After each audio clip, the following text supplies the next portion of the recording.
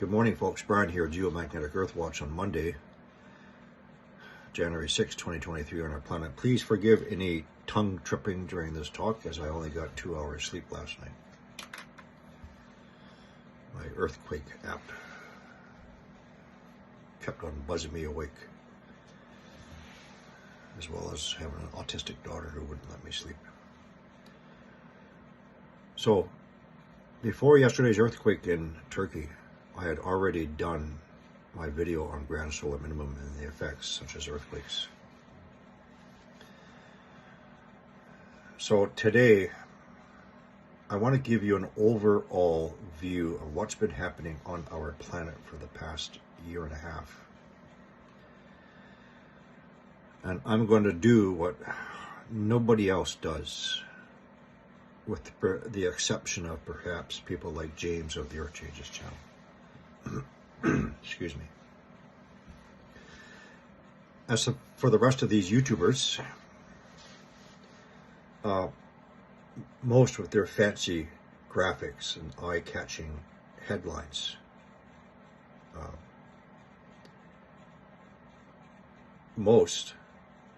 they have no observational skills. They have no critical thinking skills. It's all about, let's get my fancy graphics going and let's get the first one posted here so I have the maximum viewership, the first count.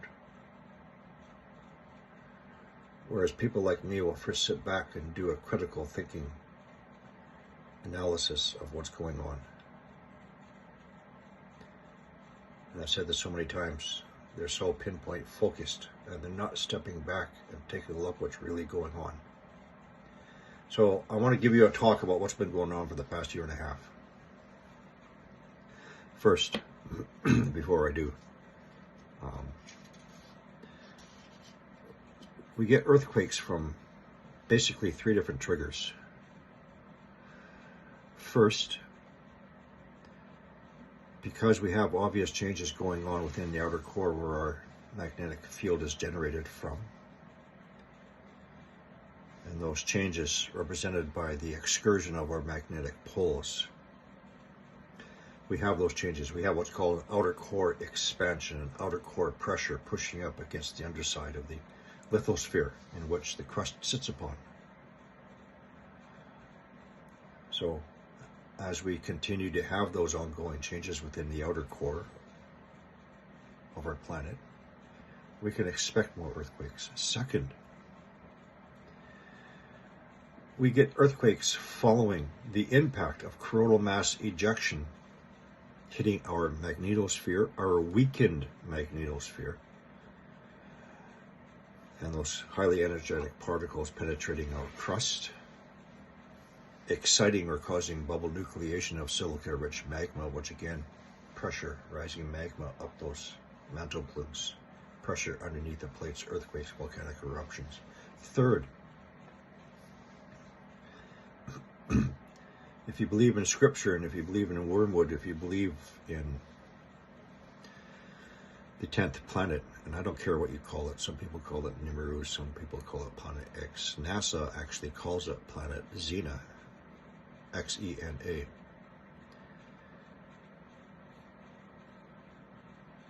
And as Mr. John Moore states, that as the 10th planet makes its 3,600 year approach to our orbital plane, we're going to start experiencing the gravitational influences of that large planetary body and or system. Now, folks, we have not had any Earth-directed CMEs for quite a long time. Unless our magnetosphere is a lot weaker than we're led to believe, and we have enhanced solar streams bringing in those constant flow of highly charged particles, we either have a continuation of the changes within the outer core and or that gravitational influence coming in from the 10th planet. Now, again, I'm going to do what no one else is doing, presenting to you from my observatory. All right, no fancy graphics, no fancy websites, no technical people, nothing. So let's start from the beginning. Start from July 29, 2021. We're on the Alaska Peninsula, first tongue trip. We had an 8.2 earthquake. However, global seismograph stations picked up that seismograph energy as a 9.5 earthquake. It is widely known that the United States Geological Survey, USGS, USBS, quite often drastically downgrades earthquakes, does not do full reporting on earthquakes, all earthquakes. So we do not see an increase in numbers and magnitude of earthquakes. So again, the global seismograph stations picked up that seismic energy as a 9.5, but they very quickly downgraded it to a 9.2. Now, a series of events happened on that day. And again, we need to step back. The Alaska Peninsula. All right. 10 minutes following that earthquake, every single perimeter buoy on the north side of the entire Pacific Plate, from Japan all the way along the Alaska Peninsula, all the way down British Columbia, Washington State, Oregon. Every single tsunami buoy went into motion 10 minutes following that earthquake. It was not a tsunami. A tsunami wave takes 4 to 5 hours to reach Japan and 4 hours to reach Oregon. Minutes later, 2 additional tsunami buoys in the Caribbean were activated, as well as that infamous tsunami buoy off the coast of New York. It was either the one off of New York or on the other side of that volcanic ridge off the coast of Nova Scotia. So what happened? We had a massive magma plume push that set all those tsunami buoys into motion. So why did we not get a response on the continental United States? Quite simply because the crustal thickness is between 25 and 45 kilometers thick. It absorbed that energy. The crustal thickness on the ocean plates is average of 6 kilometers. So that energy pushed up on the Pacific Plate and the Caribbean, but thicker along the North American Plate. Continuing, folks, on August 12th, I'm going by a lot of memory here after 2 hours sleep. On August 12th, 2 weeks later, South Sandwich Islands, which is off the tip of South America, between South America and the Antarctic Peninsula, there was an 8.2 earthquake. South Sandwich Islands is the antipode from the Alaska Peninsula. To confirm that that Alaska earthquake was a 9.5 is to confirm the antipode response. And as that energy travels through the core of the Earth, it loses approximately 1 to 1.5 magnitude, approximately. That 9.5 in Alaska lost a magnitude of 1.3 by the time it got to the antipode, triggering the 8.2 earthquake in the South Sandwich Islands. Antipode response. 9.5, they didn't want you to know about. Traveled through the center of the Earth, through the core, losing a magnitude plus 8.2 South Sandwich Islands. Fulcrum Point, Alaska, South Sandwich Islands. My nose is the fulcrum point. The fulcrum point was the Caribbean islands. 2 days following that 7.2, the Fulcrum Point, Haiti was struck with a massive 7.4 earthquake and a massive destruction and death. Another example of antipode response, Fulcrum Point response. During that time period, there were a series of 7+ earthquakes throughout the world. Philippines, west side of Sulawesi, somewhere in the Armenia-Croatian area, and Argentina.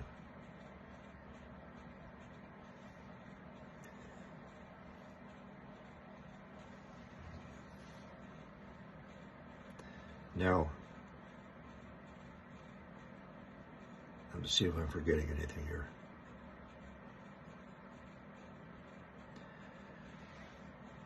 So we had a massive, huge uplift, not just the northern Pacific plate, but the whole northern region. Okay. United States, Canada. Trying to get my perspective because you're going to be looking at it backwards. So let's just say the Pacific Ocean, Caribbean Ocean.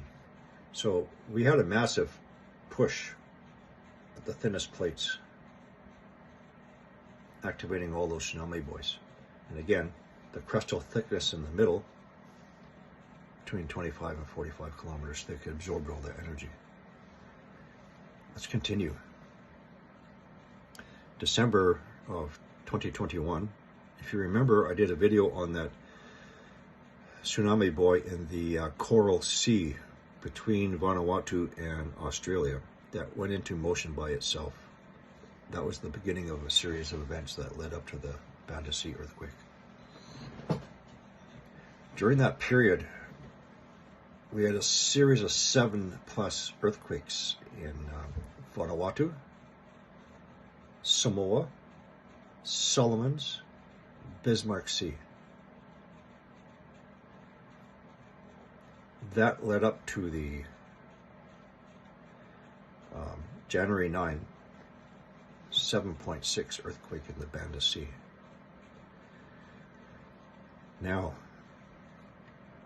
again, forget about the rest of these YouTubers who have no critical thinking, no observational skills, no ability to do a full analysis of what happened in that one. We had the 7.6 earthquake in the Banda Sea, but also far, far away in the Philippine Sea, we had the tsunami buoys go into motion. There was no tsunami, but the buoys were pushed up, they went into motion. Why? I explained that before. So we have a mantle plume anchored to the outer core, the mantle plume tail or arm, the mantle plume head that expands as it comes into contact underneath the Earth's crust. Now, the mantle plume head can spread to thousands of kilometers in diameter. It can have branches or arms or nodes, okay? If you're looking down at a mantle plume head, this is the mantle plume with all its just different branches and arms. Okay, so Banda Sea, Philippine Sea, the ridge of islands east of Sulawesi. So many islands, a tsunami wave couldn't get through to the Philippine Sea. So what happened? We had another push of a mantle plume that set off the earthquake in the Banda Sea and set off 2 tsunami buoys far, far away in the Philippine Sea. That massive push. Immediately following that 7.6 earthquake, we had a massive spread of heat signatures throughout Indonesia. Between 10 and 12 separate heat signatures on the Java Sea floor, as well as surrounding all around Tambora volcano. You got to step back and you got to try and visualize what's happening underneath. Following that one on January 17, we had the 7.2 earthquake northeast of Sulawesi, Indonesia. At the same time, on the other side of Australia, off the coast of New Zealand, we had a 750-kilometer deep earthquake at the same time as that 7.2.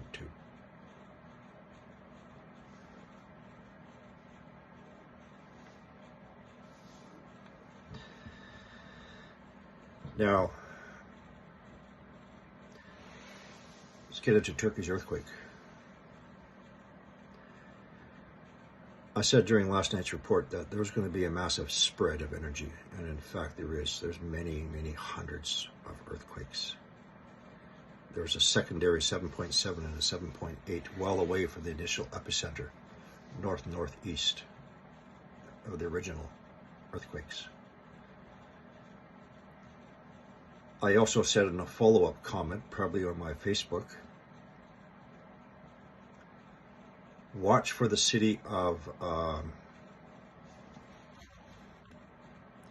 Bingöl, upstream of the fault line.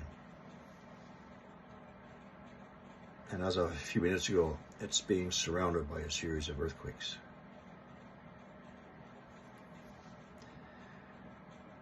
Now, folks,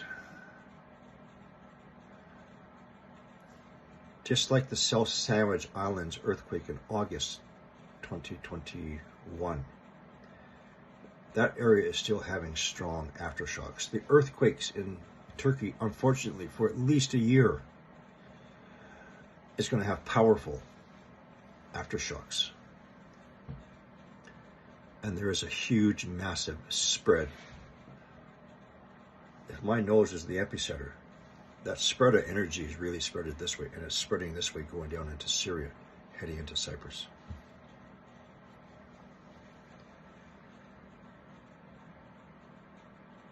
So when other YouTubers say, oh, no earthquakes up, no, we don't have any sevens, no, I don't have any, no, nothing's happened, bullshit. We've had a massive spread for the past 18 months of many magnitude 7 pluses, 9.5, 8s, upper level 7s.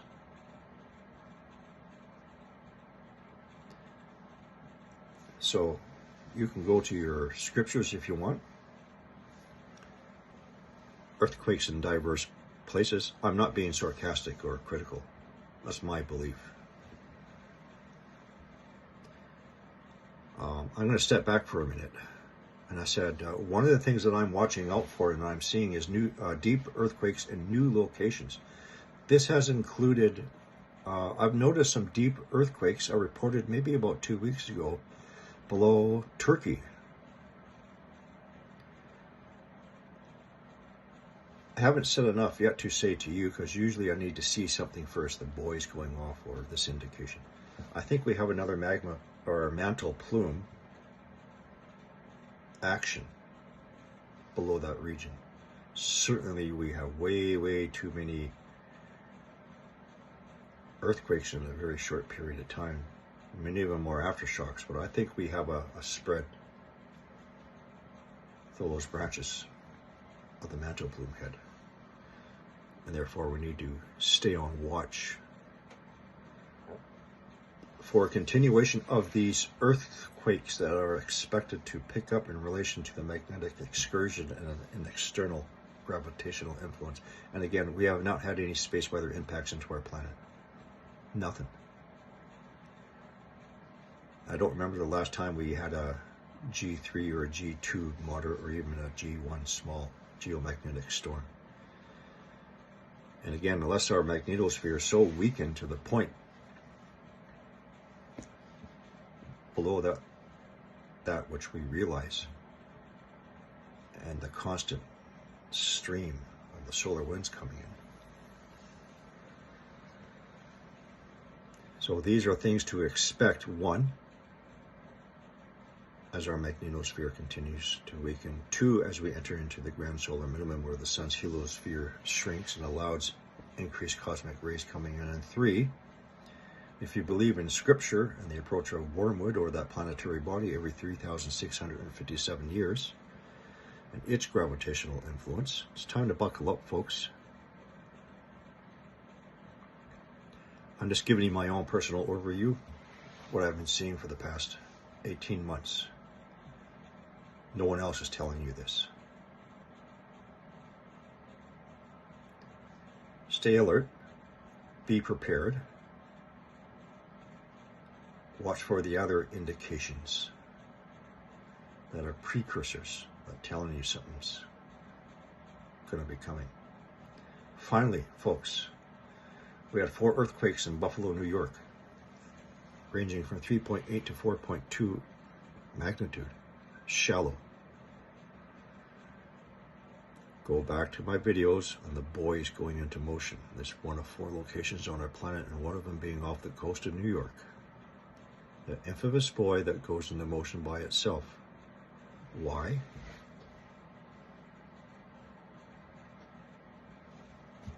From now on, when you see me do this, this is the Earth's crust.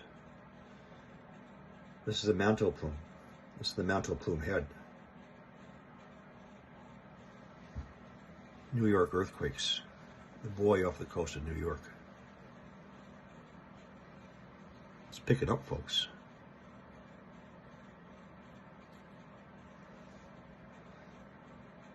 I've only had 2 hours sleep last night. I'm going to try and get some shut-eye until my next earthquake alert wakes me up.